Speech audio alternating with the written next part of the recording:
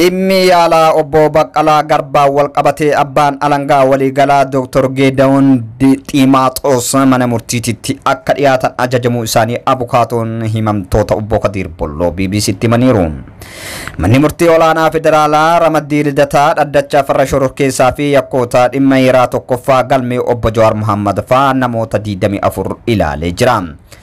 Manni murtichaa gurraan dhala sagal bara 2013 obbo Baqqalaa Garbaa hospitaala dhuunfaa Laandimaarkii geeffamuu osoo qabanuu gara hospitaala mootummaa Xoor Haayiloochii geeffamuu isaanii wal qabatee dhimmicha qorachaa tureera.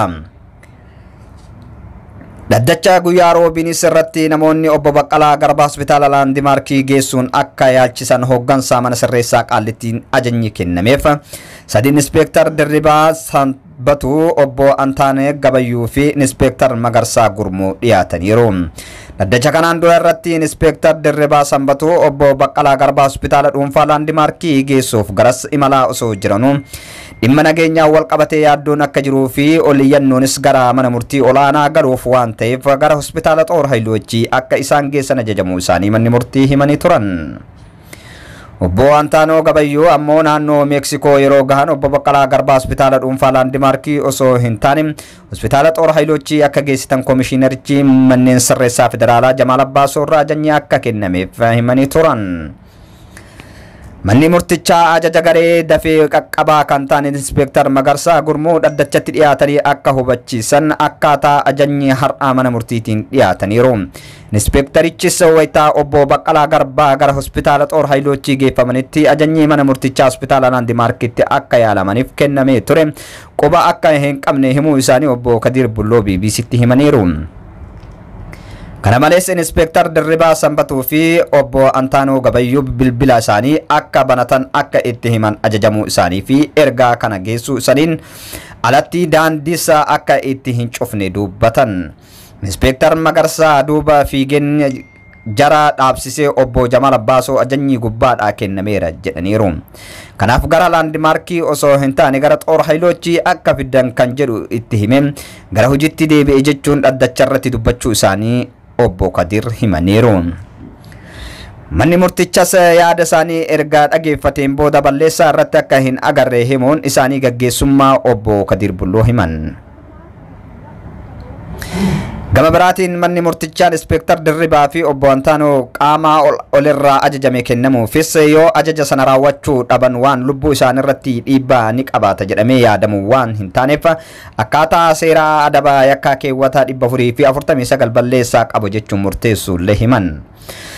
Xumura irrattis dhimmi namoota lameenii gorsaa akka irraa darbamu manni murtichaa ajajuu obbo Kadiir Bolloo himan. Dhaddacha biteetessa tokko bara 2021 ooleen obbo Baqqalaa Garbaa hospitaala Laandimaarkii geeffamuu osoo qabanuu gara maafiyaan daandii itti cufame butamanii gara hospitaala Xoor Haayiloochii akka geeffaman dubbatanii turan. Kun akka ta'uuf xalayaan kan barreessan immoo abbaa alangaa waliigalaa kan ta'e Dr. Geedahuun Xiimaaxoos ta'uu dhaddacha irratti dubbatanii turan. Dhaddacha har'aa irrattis abukaatoowwan himamtoota ajaja mana murtii olaanaa federaalaa kenname manni murtichaa dhorkaa osoo irratti hin kaayamin abbaan alangaa waliigalaa Dr. Geedahuun Xiimaaxoos xalayaa barreessuun obbo Baqqalaa Garbaa gara hospitaala Xoor Haayiloochii akka geeffaman taasisuu isaanii sirrii akka hin taane manni murtii dubbachuu isaanii abukaatoon himamtoota kun himan. Kanaaf qaamni kun mana murtiitti dhiyaatee sababa maaliitiinis akka godheef ajaja mana murtii maaliif akka irra darban dhiyaatanii yaa hubachiisan kan jedhu gaafannee turre. Ajajni kennames Dr. Geedahuun Xiimaaxoosii fi Komishinar Jamaal Abbaasoo dhiyaatanii sababa ajaja mana murtii irraa darbaniif yaa ibsan kan jedhudha jedhan obbo Kadiir.